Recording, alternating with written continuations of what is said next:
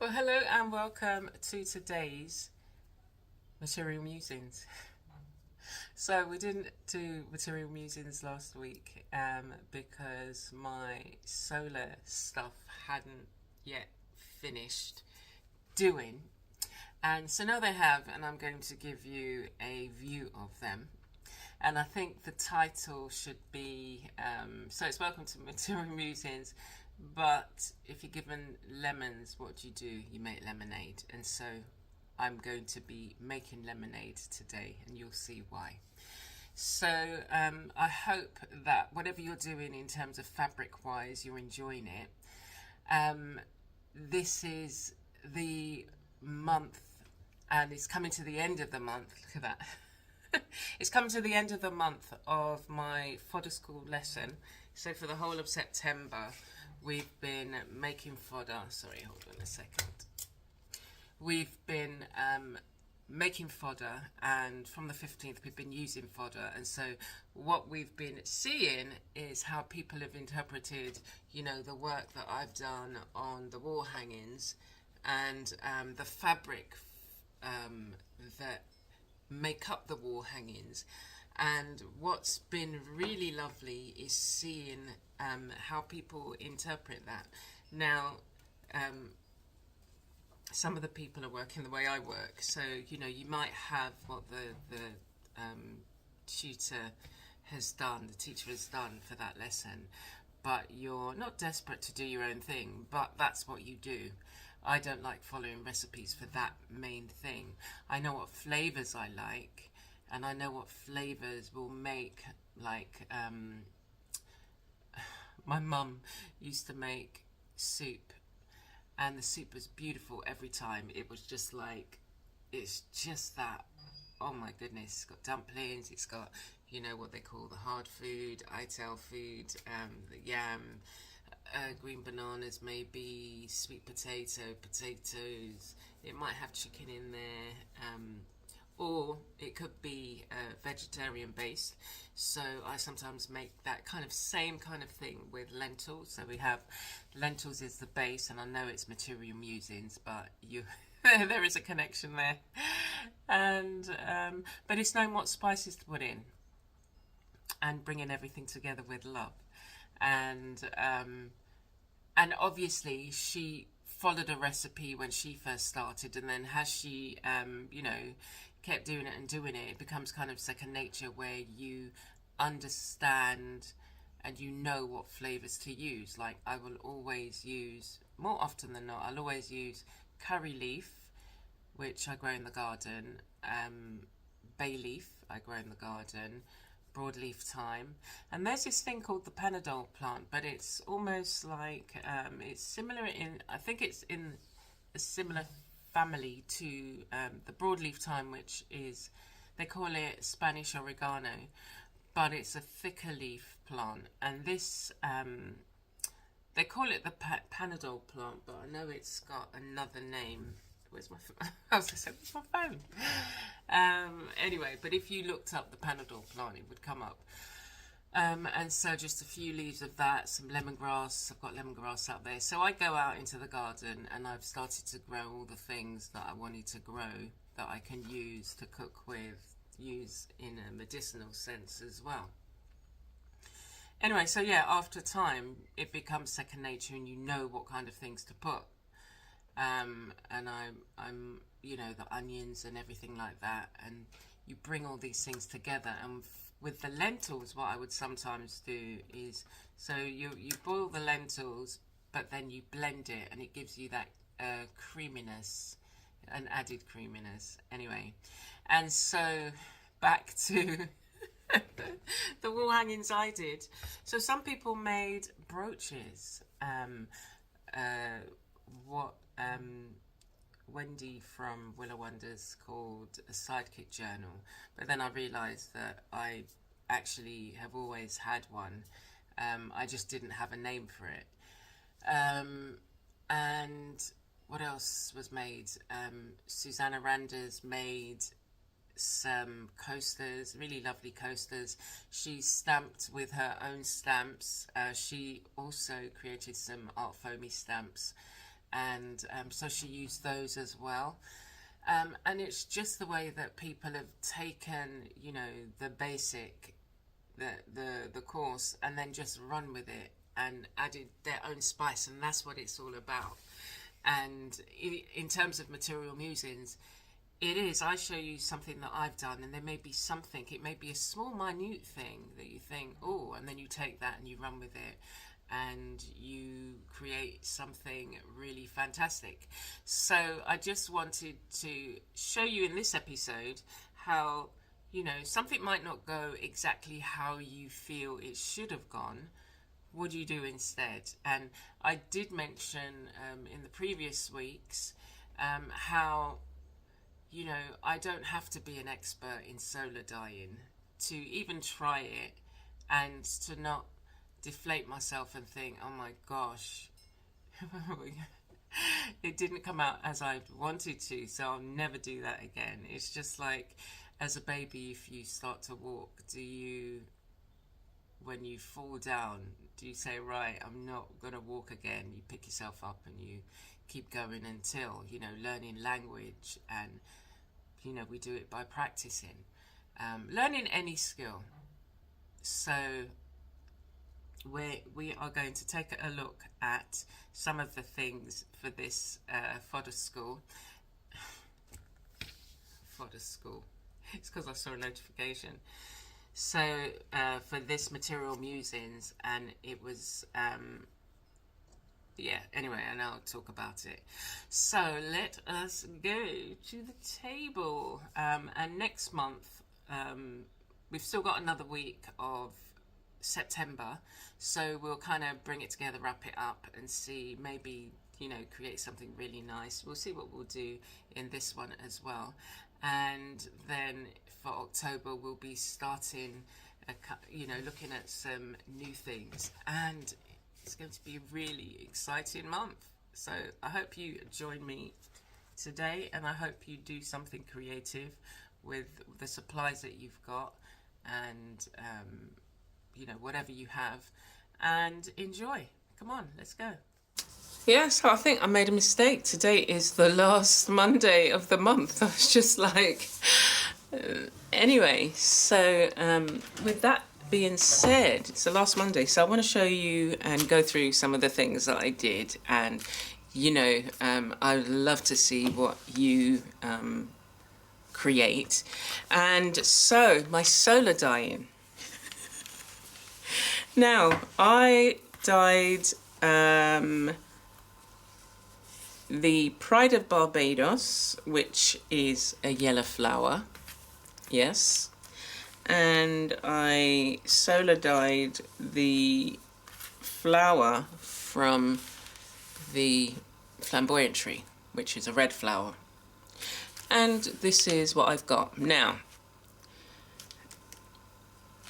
I think the reason why I got these colours was because I left it in for too long, plus I had used hairpins.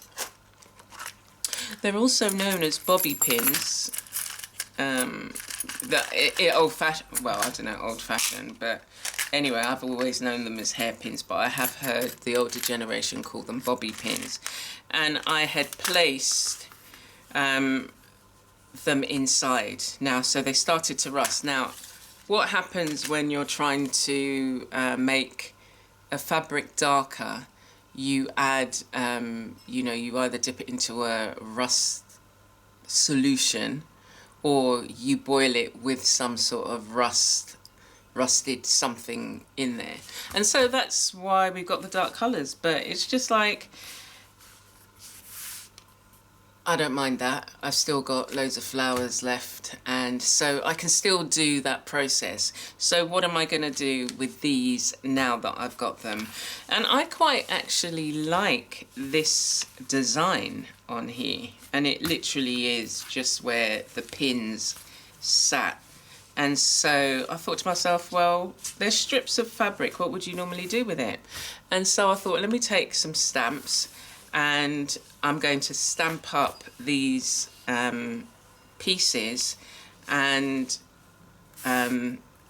work with them on some stitch projects. You know, they can be ones that you add to fabric and stitch. And as I say, there was, you know, one of the artists on the Fodder school, she did a bonus lesson on when I did my session, and she showed how she used her own stamps, and she stitched the stamps and made like mini coasters, yeah, small coasters. So that was that, the one thing that I wanted to show you. And at the end, what we'll do, I've got a selection of homemade stamps, and I think next time round I'll look at some of the shop bought stamps and see which ones of those. There is actually one that I do want to use. I've seen other people combine that with the French knot, and I just thought it looks so pretty, so I want to do that. So I'll get that stamp and we'll use that today. So we'll do that in a bit. The other thing that I wanted to share with you is this. So even though I had created journals that I have to the side of me, or I use paper, and anytime I've got you know, anything to rub off on the paper, I get one of these journals. Or if I've got, like, I might have a selection of paper that I say to myself, right, I'm just going to go through the journal and stick them on a page. And sometimes that's what I'll do. So there's this one, I was going to make some mini books, and I printed this out and changed my mind, and then thought, well, let me just put it in here. See, this is a page in the making. I've used some of my stamps and then just papers that I've printed, and because I've used my colour printer, it's just like, we're not going to waste these. So let me see. I'll be doing a flip through. Anyway, so let's look at this. So what I've taken in my Material Musings last time, I said I was going to make a cover, and I started to make a cover, and so this is the finished product. And so I've used some beads that I've liked, I've used some elements that I've stitched, and when we turn it over, we have a smaller pocket here, and we have a bigger pocket that this journal can fit in. Now it's a bit of a tight squeeze, but as long as it stays this size in terms of width, it will fit in. But I've made it so that I can, you know, once this is, all the pages are done in this, I can take this out and I can put another one in there, and this be just the interchangeable cover. But I like it, and all the slits. And as I said previously, in terms of the way to make this, is you take a lot of fabrics that fray quite easily, and you just put them on top of each other. And this is also a nice way to use up some of your maybe larger fabric scraps, yeah? And so, and then you sandwich that between two fabrics. You stitch it, but making sure that you, like with this, I did kind of, I went down in a line, up and down, and then you slit the fabric in places, and it starts to fray. And over time, this is going to be so nicely frayed that it's just going to be so pretty. I mean, it's pretty now, I like it. And you know, I may add some additional things on there. So we open it out, and as I say, we've got a smaller pocket here, and I might even add something here, but I really don't have to think about all of that now. I could maybe even stamp something and that be, you know.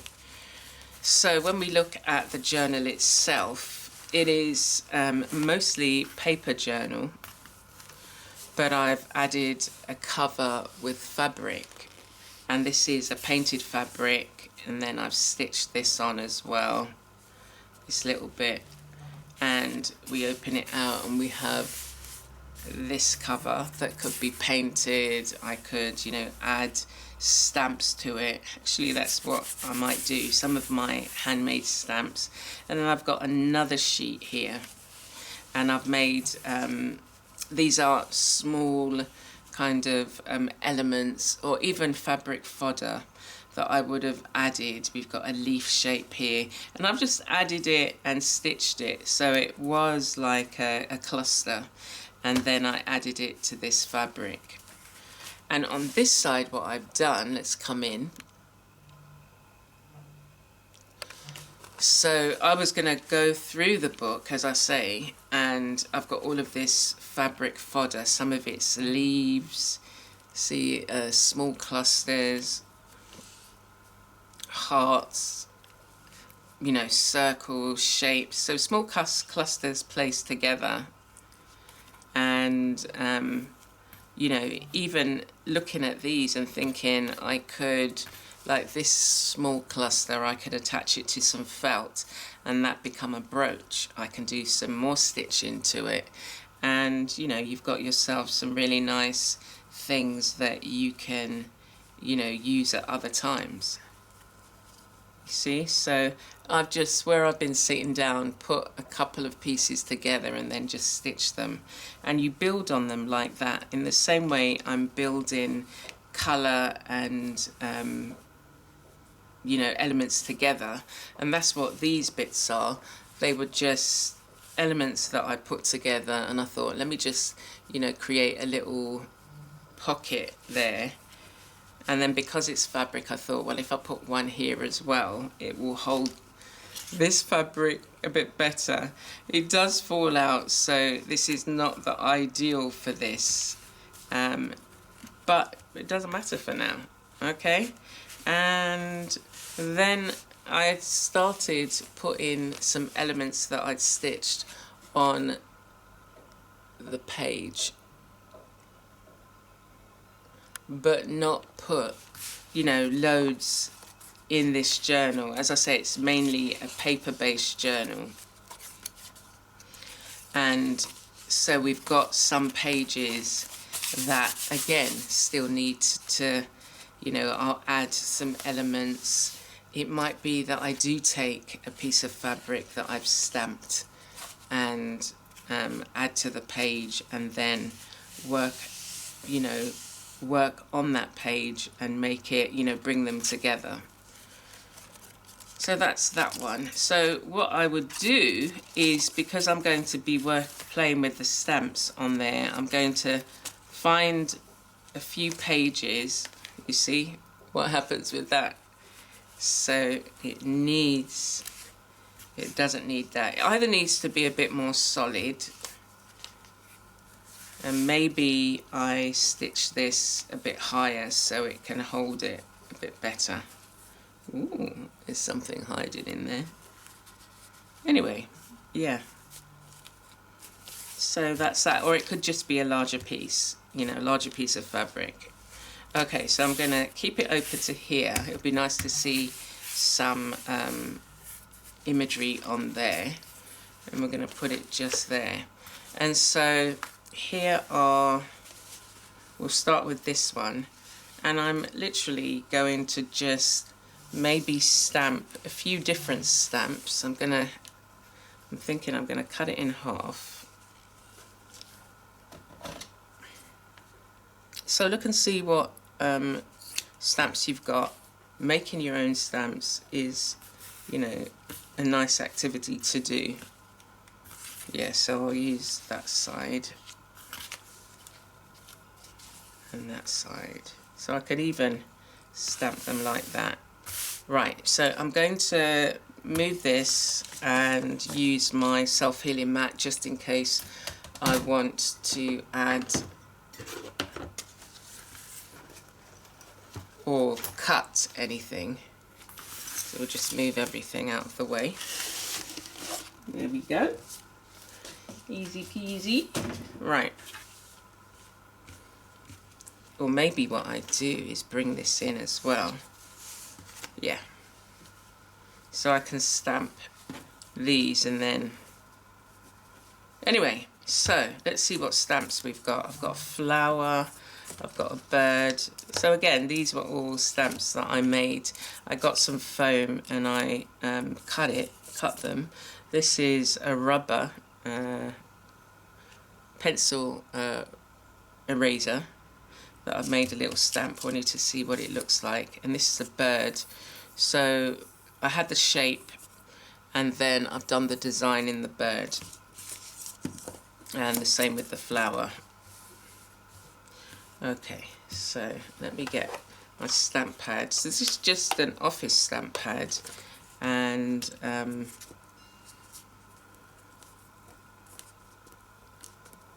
I think it's as long as you're not, if you're not going to wash, then it's permanent. But one of the things you could do is just iron it and see. So there's a, I actually quite like that on that colour. I can always add additional colours. Okay, so I'm going to stamp a few. I'll see how many I can stamp without re-inking. Okay, see what I can then put. So it's very faint. Okay. Okay. But still, it's left a bit of a mark there. Okay, so I want to do the bird. I've only got a little bit of space left here, so I'll do the small eraser and see what I get.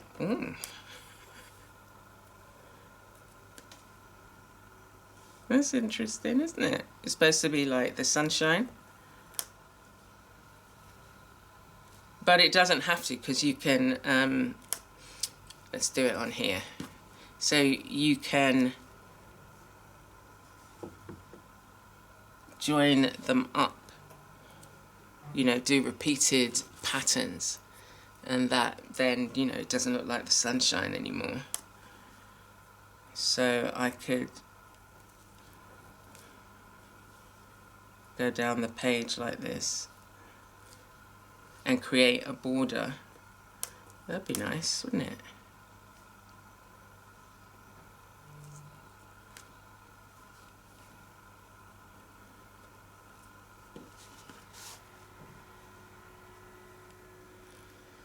So, very cheap, very easy one to make.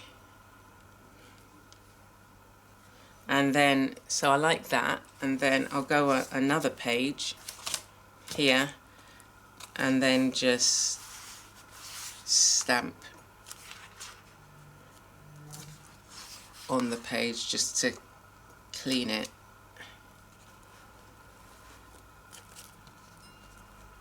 Okay, so that's good. So that's that. Okay, let us take the bird and use on here. So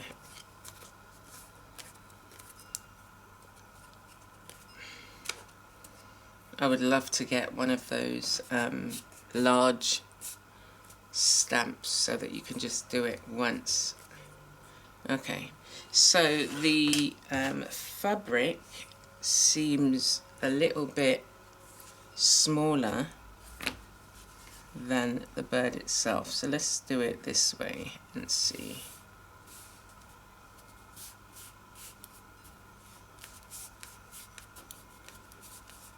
It's coming through. Ooh, I like that, especially with the colour as well. Yep.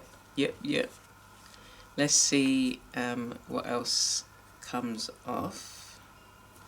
I'm going to do it on here just in case any comes off from either side. Let's give it a good press. Okay. Just a little bit there, and let's get a good impression on this.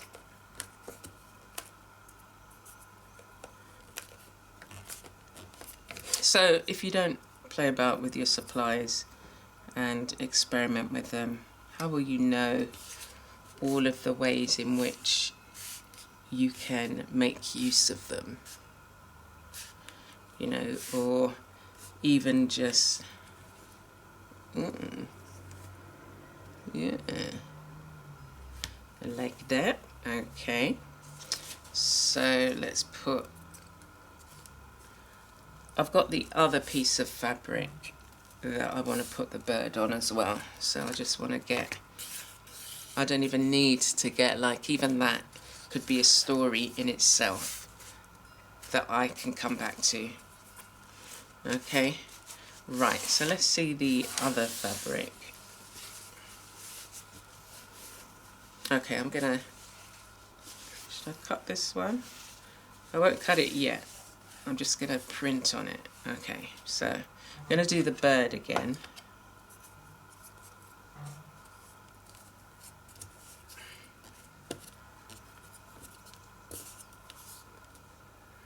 Okay, we'll start here. This is a nice big size of cloth, and when I was dyeing it, I just took a strip, of, yeah, looks nice, doesn't it? I think I want more than one. I do have, I made a mirror image, so I've got a bird looking in the other direction.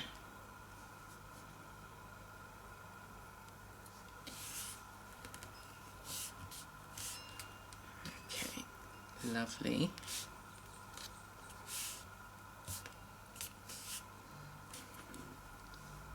Yeah, they do look lovely. Okay, so let me, I could even do it here. And again, it doesn't have to make like a big mark. It can just be a highlight, or, you know, just a light kind of suggestion.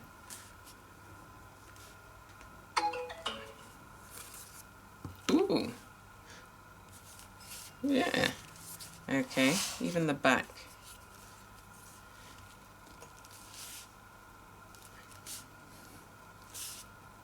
Sometimes you think you've got everything off, and it's just like, depending on what you press it on, a whole load more comes off because it's soaked into the rubber or the foam. Yeah.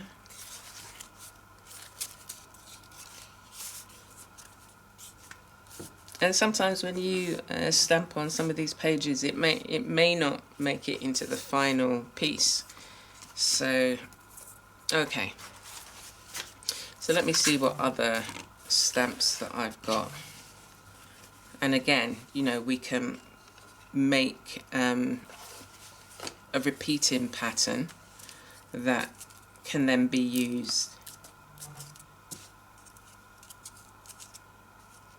in a creative project. So we've got this one, or I could do it lengthways,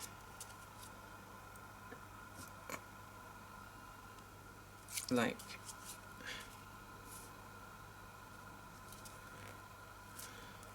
that, and then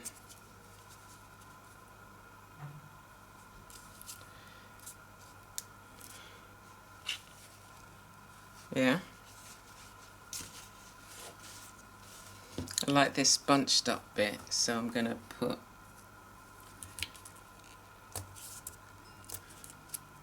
that there, and even where it's bunched up, go over it, so there may be some sections missing. Oh, just here. Okay, let's have a look at this one. This is a flower shape. I'm going to use this end here.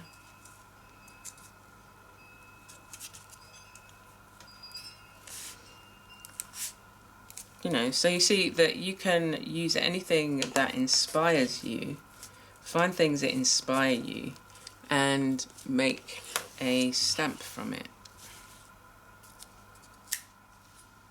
I spent many years buying stamps. Oh yeah, I still want to do that. It's like a dandelion. Okay, so, oh yeah, I like that. Let me just do one more. Press it down well. Okay, and then let me get the journal. So this is, yeah, what it's for. You know, you have additional stuff and you can get them off. Okay, let me get the other one. Okay, this is it. It's a dandelion. It came in a few sizes, and it's one of those clear stamps that you normally put on a block.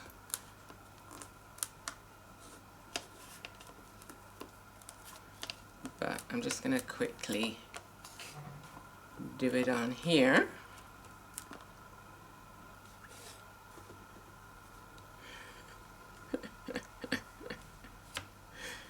See, I'm making lemonade. Oops. Alright, okay, so we've got a nice image, and basically you would do French knots in there. The ones that I've seen have been slightly less of the dandelion bits. But that's pretty to be able to stitch that. And that would actually be quite therapeutic, looking at all of the areas where the dandelion, you know, that you would blow off. And if you did a French knot on each of these, I think it would look really pretty, along with the stamp itself and then the colour. Okay, so let's look at what we've got so far. There is something else I wanted to show you as well. So I think we can come out slightly, don't you? Yeah. Okay, so we've got these homemade flowers there. We've got the shop bought, the dandelion stamp. These are the homemade ones. Again, I'll cut them up and see how I want to use them. The bird, I love the bolder ones that I've created. Yeah, and then we've got some more birds on this smaller one. So it doesn't even matter that the I've got quite a few birds to use, that the solar die which is how these first started, and how, you know, sometimes you start out with a mind to do one thing, and then something totally different comes into play, and you're you know, taken on an adventure with some of your suppliers, and you think to yourself, oh, I didn't know that I could do that. Like, I never thought of using my stamps. I think I did do them on fabric, but I never thought of combining stitches with them, adding stitches to them. So these I think the hot air balloon was one of my first homemade stamps. So one of these is going to go in my journal here.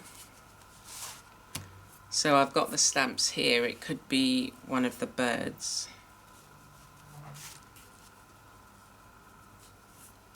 When I stamped, I've got the bird here. Yeah?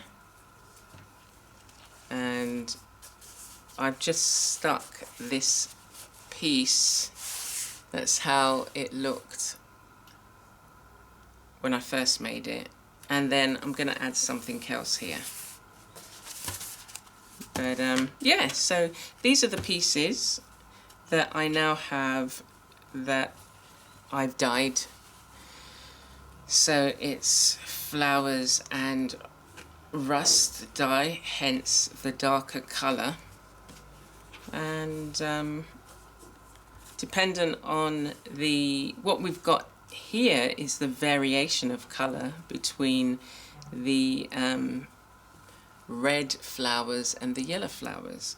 So even though I didn't get the colours that I want, I've got two colours that I can potentially use, get to know the colour, in the sense of when I'm mixing it with other supplies, or do I paint on it, or do I just add stitches on it. And yeah, so that's that. Okay, so I want to also tell you about something that starts today, kicks off today, and it is my course, Stitched Folk. So you can see the preview there of Stitched Folk, and what it is creating a series of figures on canvas. Let's move this to the side. So creating a series of stitched pieces on canvas, and I'll show you some of the others that I did. Right, so in this one we'll be working on figures. In a previous one I did stitched owl and bird, and these are the how they look. I am going to be one of the teachers in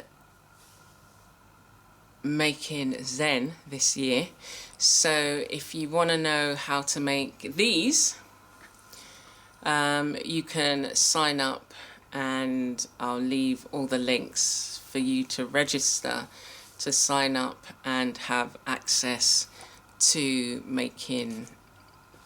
In the class we make this one, and it's on canvas, so you can either leave the canvas raw, or you can cover it up with some felt. So there's just a couple of variations there. So yeah, the Making Zen course starts next month, at the towards the end of next month. I think it's the 20 something. Yeah, so I'll leave the links. You can sign up and get access. It's a free 5-day stitch and play with a variety of other artists, and I will be sending out an email, and you'll be able to find it on details on my course platform as well, in the community and on my blog. So yeah, if you're interested in making this, then come and join me on Making Zen. So the other way in which I stitch, so the course that I'm bringing out as well, which in actual fact is also, if you join the VIP of Making Zen, you'll get access to this. So do sign up on using my link, and I'll get a little commission at no extra cost to yourself. But other ways in which I've created on canvas, once you apply the techniques, you can create a whole range of lovely stitched pieces, stitched figures. And as I say, the course is called Stitched Folk. Now, as you can see, or you may not be able to see, that these are my art foamies, and I've used the figures, and I've created, like this one's got a load of beading. We use scrap fabric, and I've put this together, and this is the same, and we've taken it and added beading, and I will share a bit more about them on the course itself. But these are essentially you know, just made on canvas, and it's really nice. I guess it's an alternative to using an embroidery hoop. Well, I find it like that. And then these two I've actually felted. So I've used my stamps and I've felted the image. Will come in so you can see some of the see their features there. She's like, what's going on? And she's like, oh, just go chill down. So I've still got to finish these ones. I was experimenting with the beads and I thought I wanted to highlight the green, but I prefer the blue, and I've got some beautiful pink beads for this. But you can, I'll be sharing a bit more of them on my Stitched Folk video for the course. And as I say, you'll be able to see how to stitch a figure like this. I'll be bringing out a totally different, and you'll pick out, you know, there'll be some of the techniques which I've done in here, which you will be learning on the course. And it's a really nice course. You can also use the images you get. You get 2 sets of images to work with, and I go through how you transfer the image, you know, selecting fabric, using your scraps, using different threads, and adding additional elements to the piece. So I hope you join me on that. So thank you so much for joining me. I hope you do join me on either the Stitch Folks course. We've looked at the journal, now called the Sidekick journal, that I add everything in it, and the fabric that has been dyed, and what you can make with it. You know, it doesn't have to, it's not, if you get lemons, make lemonade. If you get limes, make limeade. Whatever you get, you know, you can do something with. So I hope you've enjoyed that, and I hope you do spend time in your creativity. If you've got any questions, do ask away, leave a comment, let me know what you're getting up to. Join me on some of the platforms on our Patreon. We have a free tier, you know, and there's early releases going up. You'll see early release journals and other things, and it's just trying to make it a community where you feel comfortable to ask questions, to, you know, be inspired, to show what you're doing, and to support each other. Okay, so take care for now.